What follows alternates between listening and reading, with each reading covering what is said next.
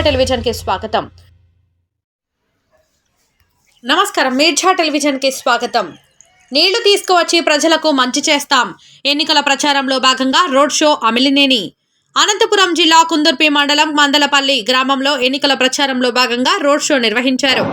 ఎన్నికల ప్రచారానికి వచ్చిన కళ్యాణదుర్గం తెలుగుదేశం, జనసేన, బీజేపీ ఉమ్మడి ఎమ్మెల్యే అభ్యర్థి అమిలినేని సురేంద్రబాబుకు టీడీపీ పార్టీ సీనియర్ నాయకులు, మహిళలు, గ్రామస్తులు పూలవర్షం కురిపించి గజమాలతో ఘన స్వాగతం పలికారు.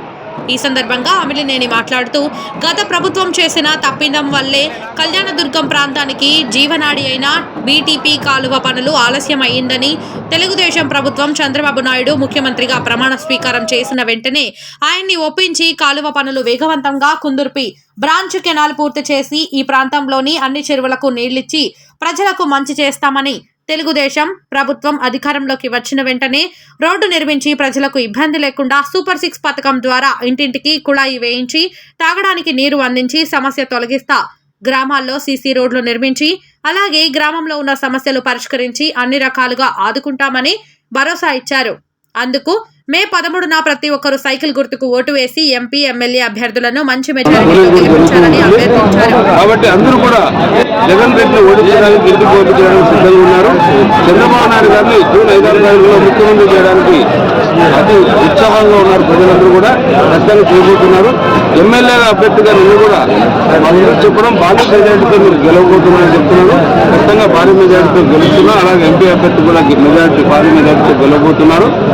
ఏదేమైనా కూడా రాబోయే కాలంలో మన చంద్రబాబు నాయుడు గారు వచ్చిన తర్వాత చాలా అభివృద్ధి కార్యక్రమాలు ఆయన ముందు చాలాగా ఉన్నాయి. చాలా చేయాల్సిన రాష్ట్ర ప్రాజెక్టు కానీ, పథకాలు కానీ, అలాగే ఇప్పుడు ముఖ్యంగా ల్యాండ్ డీడ్ యాక్ట్ మీద సుమారం లేదు.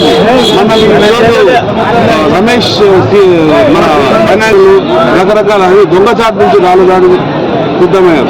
కానీ మనం ప్రజాస్వామ్యంలో మనం గెలవబోతున్నాం. ఏదైనా రకంగా కూడా మనం అడ్డుకోవాలని వాళ్ళు చూస్తున్నారు. అంటే గలాట లేపి ఈ గలాటలో మనం కూడా భాగస్వామ్యం చేసి మరీ మనం ప్రజలకి ఎక్కువ రకంగా మెసేజ్ పంపించే వాళ్ళు సిద్ధపడుతున్నారు. కానీ ప్రజలు గమనిస్తున్నారు, మేము గమనిస్తున్నాం.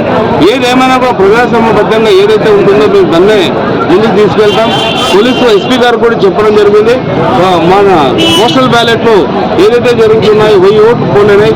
1000 ఓట్లలో కనీసం 950 ఓట్లు తెలుగుదేశం పార్టీ పోలేనని ఓటు వేసి వచ్చారని చెప్తున్నారు.